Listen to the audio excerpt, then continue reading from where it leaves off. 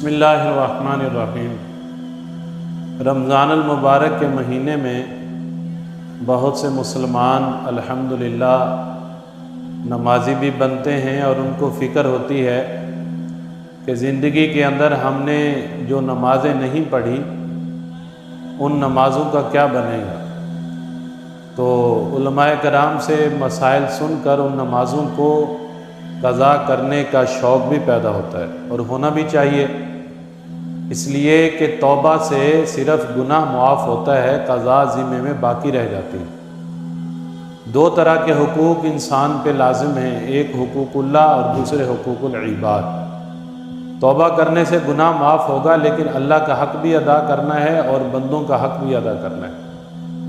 اللہ تعالیٰ کے حقوق میں بڑا حق نماز کا ہے۔ اب جس آدمی نے زندگی کے اندر 5، 10، 15، 20 سال کی نمازیں ادا نہیں کی اور اب وہ توبہ کر چکا ہے، تو اس توبہ کرنے سے نماز نہ پڑھنے کا جو گناہ تھا وہ تو معاف ہوا، لیکن اب نمازیں اس کے ذمے میں باقی ہیں۔ ہمارے معاشرے کے اندر دو طرح کے ذہن اس وقت پائے جاتے ہیں، دونوں قابل اصلاح ہیں۔ بعض یہ فرماتے ہیں کہ ساری زندگی کی جو نمازیں ذمے میں قضا ہیں ان کو ادا کرنے کی ضرورت نہیں، بلکہ توبہ استغفار کر لیا جائے، اس سے آدمی کا یہ گناہ معاف ہو جاتا ہے، حالانکہ یہ بات بالکل غلط ہے۔ دوسرا ذہن یہ ہے کہ رمضان المبارک کے آخری جمعے میں مخصوص طریقے سے 4 رکعت نماز قضاء عمری کی نیت سے پڑھ لی جائے تو ساری زندگی کی قضا نمازیں ادا ہو جاتی ہیں۔ یہ بھی غلط ہے۔ شریعت میں، قرآن و حدیث میں یہ دونوں طرح کے، ان دونوں شریعت کے اندر قرآن و حدیث میں اس کا ثبوت نہیں ملتا۔ تو حضرت انس بن مالک رضی اللہ تعالیٰ عنہ فرماتے ہیں کہ آپ صلی اللہ علیہ وسلم نے فرمایا کہ جس آدمی کی نماز رہ جائے تو جب اس کو یاد آئے تو اپنی نماز کو پڑھ لے، اس کے علاوہ اس کا کوئی کفارہ نہیں۔ اب میں آپ کو مختصر قضا نماز ادا کرنے کا طریقہ بتاتا ہوں اور کہ قضا نماز کو کیسے ادا کرنا ہے۔ سب سے پہلے آدمی اپنی زندگی پہ نظر ڈالے کہ میرے ذمے کتنی نمازیں باقی ہیں۔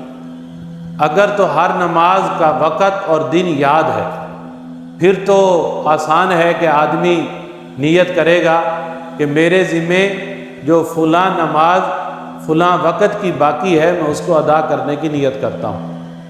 اگر یہ آدمی کے پاس پورا ریکارڈ موجود نہیں ہے، پھر بھی آسان ہے کہ فجر، ظہر، عصر، مغرب، عشاء ہر نماز کے ساتھ ایک نماز ادا کرتا رہے اور اس میں یہ نیت کرے کہ میرے ذمے جتنی نمازیں باقی ہیں اس میں جو سب سے پہلی نماز ہے میں اس کو ادا کرنے کی نیت کرتا ہوں۔ ہر نماز میں یہی نیت کرتا رہے۔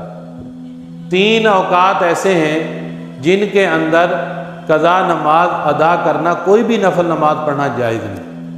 ایک اس میں سورج کے طلوع ہونے کا وقت اور زوال کا وقت اور سورج کے غروب ہونے کا وقت، ان 3 اوقات میں کوئی بھی نفل نماز پڑھنا جائز نہیں۔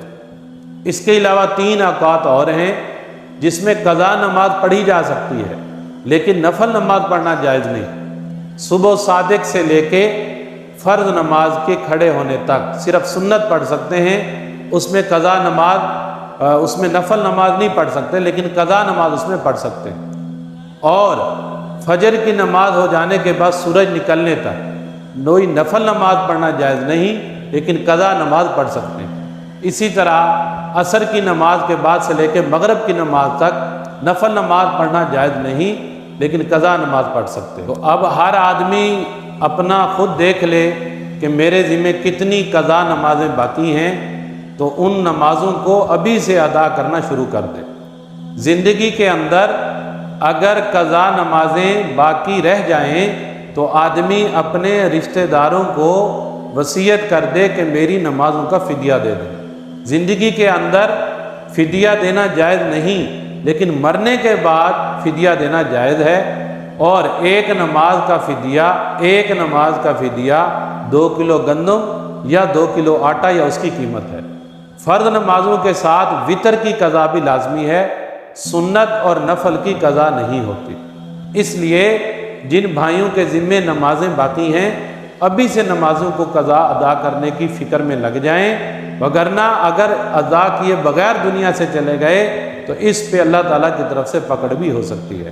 اللہ رب العزت ہمیں صحیح طریقے پر دین پر چلنے کی توفیق عطا فرمائے، اور یہ رمضان کے آخری جمعے کے اندر جو خاص طریقے پر ایک قضا عمری کی نماز ادا کی جاتی ہے، شریعت میں اس کی کوئی حیثیت نہیں، اس سے اپنے آپ کو بچائیں اور اپنی نمازوں کو، قضا نماز کو ادا کرنا شروع کریں۔